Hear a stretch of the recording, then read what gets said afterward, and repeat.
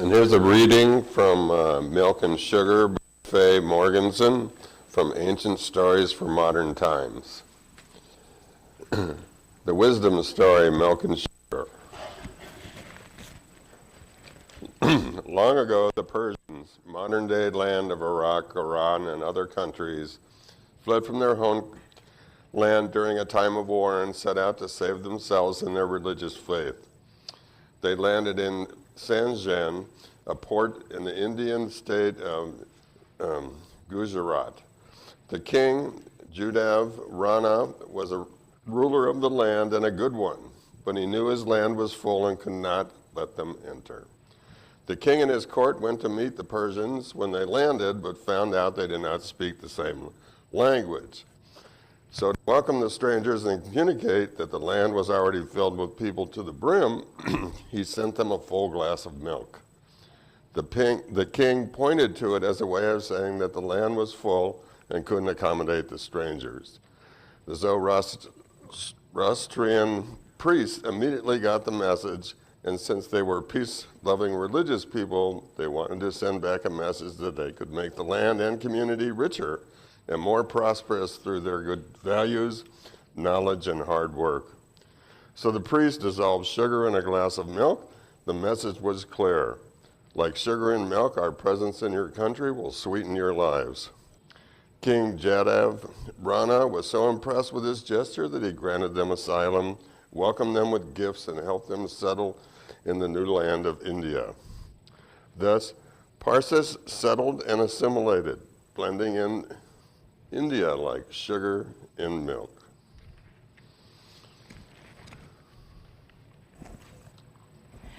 We are in a time where our society is deeply engrossed in conversations about immigration. And this is something that's been near and dear to my heart for decades. Right out of college, I was involved with immigrant issues and the complicated role of the United States and its southern border. And yet, one of the things that I never did until this past week was take a look at migration and immigration through the thousands of years that it's been a thing. And it has enlightened me to something fascinating. Now, I know we don't have all day, so we're not going to touch on all the issues around migration and immigration today. However, I do want us to take a look at some snapshots through history to understand humanity, our world, and today's modern interpretations of immigration. Okay, so, and by the way, in case any of you all are not familiar, Mystery Science Theater 3000 was one of Terry Lee's favorites. For his memorial service, I think it was his nephew, made this Mystery Science Theater 3000 silhouette. I've left it, so anytime we're seeing something, we know that Terry Lee may not just be watching, but probably cracking a joke. All right, so human migration. This map is a map that looks at least one of the most popular theories of human migration. It looks at down in the Africa part where it looks like the Homo sapien arrived out of evolution, and then the first places of migration went south and west.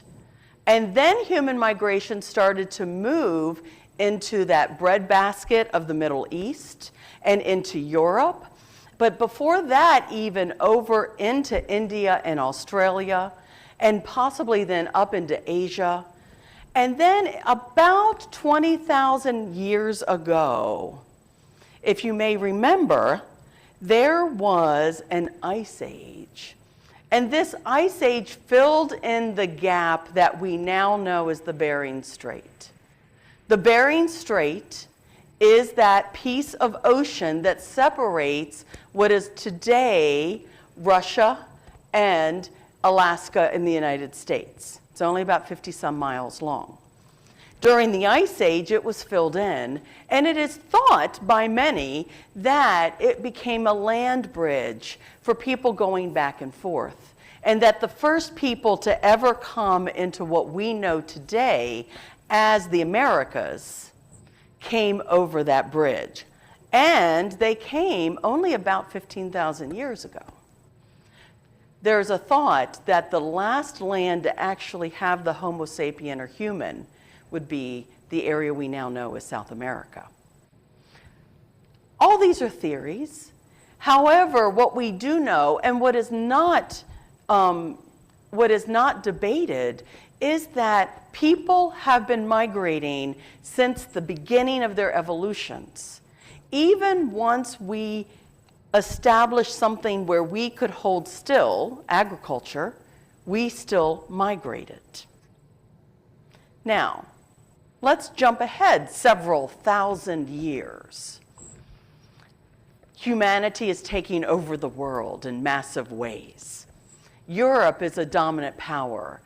And somewhere in our DNA, we have this thing where we want to be powerful, where we feel safety in our power.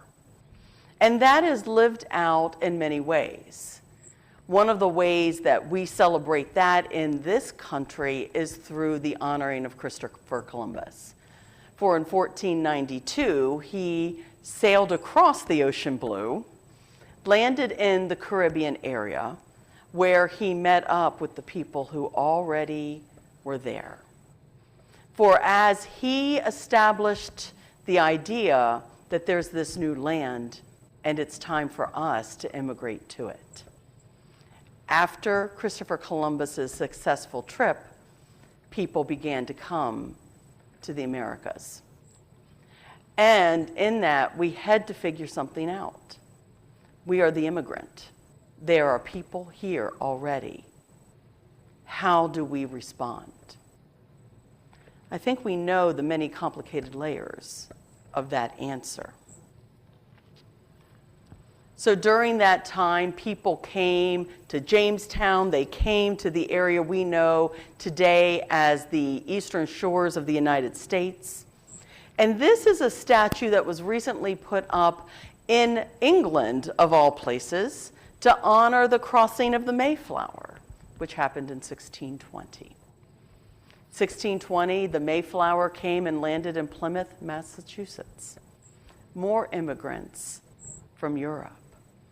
And the complicated relationship with the indigenous people that resided in that continued, and it wasn't pretty. Even before the Mayflower, there were immigrants that did not choose to be immigrants. The earliest record of slaves being brought into the United States is 1619 in Jamestown.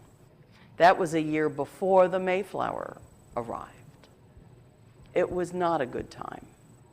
So what is it within much of the human spirit, not all of the human spirit, that is looking to dominate and control? What is it about that? And as we own that within our own humanity, how do we respond? How do we be a part of the evolution that moves to a better way of being in relation, not just with other humans, but with the world? So in 1776, Thomas Paine published a pamphlet, now a 53-page pamphlet, but a pamphlet nonetheless, called Common Sense, addressed to the inhabitants of the Americas. And in that, he's making a case for our independence. And one of the things he says in it is that Europe and not England is the parent country of America. This new world hath been the asylum for the persecuted lovers of civil and religious liberty from every part of Europe. So here's this idea that it is a land to be welcomed. Now, we still have our real complicated relationship with those who already lived here. And yet, we're also looking at one leader who says the immigrant, those seeking asylum, those seeking liberty should be welcomed. Now, of Europe, but nonetheless. Not too long after, 13 years later, we find our first Naturalization Act, our first, dare I say, law of what it means to be a citizen. And it says that any free white person of good character who has been in the country 2 or more years. Without citizenship, non-white residents are denied basic constitutional protections, including the right to vote, own property, or testify in court. The first citizens had been here 2 years. They're white. They're of good character, and that's a judgment call on its own. And even though this quote doesn't say it, they are men who own land. One of the interesting paintings that looks at this is one called American Progress. This was painted by John Gast in 1872. Now, I don't know if you can see it clearly, and if you want, I will put a copy to a link to this slideshow so you all can look at it more closely later. But one of the things about this painting that strikes me, so here is progress coming from the oceans, and here are the settlers and all of those people to settle. And if you look on this edge, the indigenous people are being driven off. The buffalo are being driven off. The bear is being driven off. The symbolism that our environment is not sacred, that the people who were here are not sacred, but that our desire and that industry and the Industrial Revolution is sacred, is embedded in this painting just as it's embedded in our American dream, right? So it's been a complicated relationship. We, at this point, are the immigrants. And yet, at some point, that definition where we become the ones who have always been here, now we have to start having conversations around those who are coming. What value are they? Are we going to be just as welcoming to those people who come as we were to ourselves, the European white, particularly male, who came? Not necessarily. This is an editorial cartoon on the Irish. For in the 1800s, the Irish were seen as monkeys. When they came, they faced discrimination. The newspapers would show them like apes because they were believed to be dirty, poor, and barbaric. And yet, they came from hunger and famine. They needed a place to survive. It wasn't that much different for the Germans. The Germans are my roots. They might be some of yours as well, or the Irish. Some of these might actually be roots within your lineage. This is all within the 1800s. And unfortunately, those who came from the east to the west coast also suffered the same. In the 1850s, Chinese started to migrate to the west coast. They worked as miners. They worked as those who helped to build our railroads. They helped to work within our society. And there was a law within the time between 1880 and 1882 where anybody who was Chinese needed to keep their braids, their queue, because that was a sign of loyalty to the United States. And white miners would often cut them off, which would also then, it's possible that someone who was Chinese who did not have their queue would lose their lives because they had broken that law. We have not been good to those who come. We halted immigration in 1882 to those in China. So here's a map of U.S. immigration between 1840 and 1920.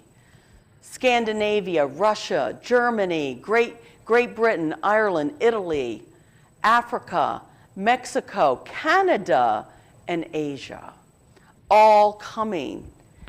It is a conflict to figure out, as people come in, how do we live together?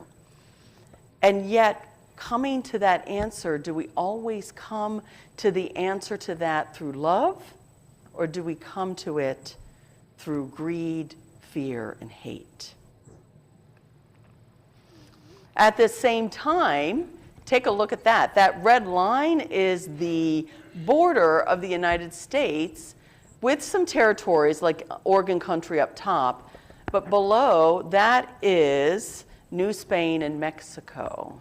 This is the boundary line prior to the Mexican-American War, which General Ulysses S. Grant got a name for himself in. After the war, there was the Treaty of Guadalupe Hidalgo, 1848.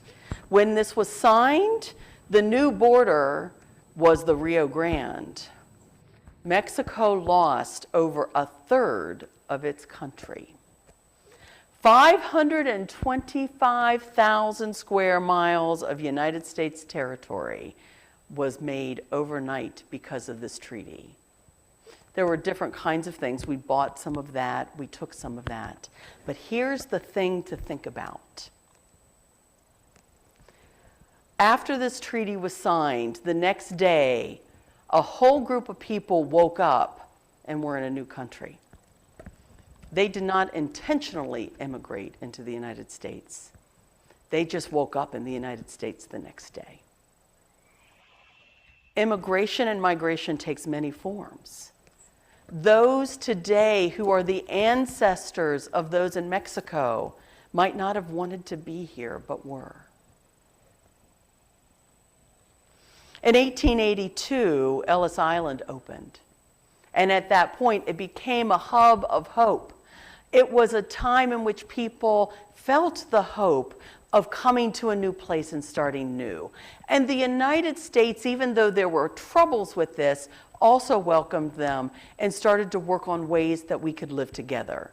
It was a time of pain because it was hard to figure out how we live together, and yet at the same time, there was a lot of hope and promise. How many people here have ever visited Ellis Island to see their ancestors, or to even not even just to visit? It's a fascinating place. Yeah. But then immigration laws continued. In 1917, the borders started to close again. Immigration law made it illegal for anybody to enter this country unless you could read. And there was still no immigration from Asian countries. You see, immigration law and immigration struggles have been around since the very day anybody from Europe set foot in the Americas, and before that. It's been a part of the dialogue for centuries. In 1924, the U.S. Border Patrol established to curtail entrance through Mexico and Canada. And this is where I entered the story. Not in this photo, but this is a photo from the mid-20th century of Southside Presbyterian Church in Tucson, Arizona. Southside Presbyterian Church was there right on the border and has always had a population of diversity. In 1981, John Fife, I did that wrong, and look, you all don't see it because of, thank you for Mystery Science Theater 3000, you just saved me on that. And Jim Corbett, who is a Quaker.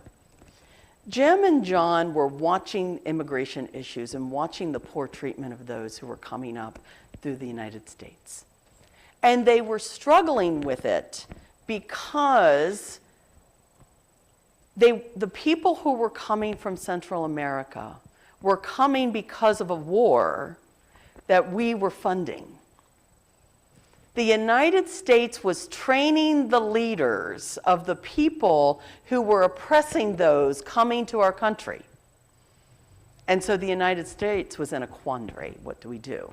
Well, we say that these people are coming for economic justice. They just want our money, and we turn them away. When in the reality is they were coming because their lives were in danger. Their families were in danger. So John Fife made a decision. He said, I have a choice as a Presbyterian minister. Do I live the gospel and the love that Jesus taught me, or do I follow the law of my country? He chose the first. And he and Jim and about 8 other workers decided that what they were going to do was develop the sanctuary movement. It had actually already been developed, but they were going to enhance it. And that church that I showed you before became a sanctuary church where people could feel safe and people could get help. Both Jim Corbett and John Fife and many others were arrested for this.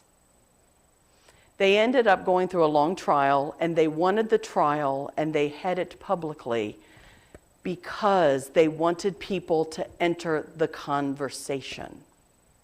And out of it, thousands of churches across the United States became sanctuary churches. Now, this is not to say that they had all the answers. This is not to say there's all one right and all one wrong answer to the immigration conversation. But Southside Presbyterian Church continues today to say we need to continue the conversation. In fact, out of their work, the way I learned about them is they developed an organization called Borderlinks. And in 1989, I went on my first Borderlinks excursion. Borderlinks still exists today. They are an organization that doesn't necessarily take sides, but says, if we're going to have this conversation, we need to know the facts. So they invite people down for delegations to spend time talking to people on both sides of the issue. Talk to the Border Patrol, hear the issues. Talk to those in the sanctuary movement, hear the issues. Go into Nogales, Mexico, and talk to the people living on that side of the border, hear the issues, hear their stories. And by hearing the stories, then you can come to good answers. So, my friends, we are in a new day. The immigration conversation has taken a new twist. There's no one right answer here. But I will pull on one tenet that I hope directs us in whatever way we go. As a Unitarian Universalist congregation, our first principle is that every human has inherent worth and dignity. How do we respond to that? Blessed be.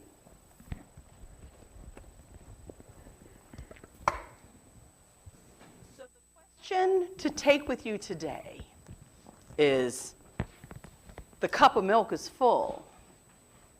Is there room for sugar? Is there room for sweetness?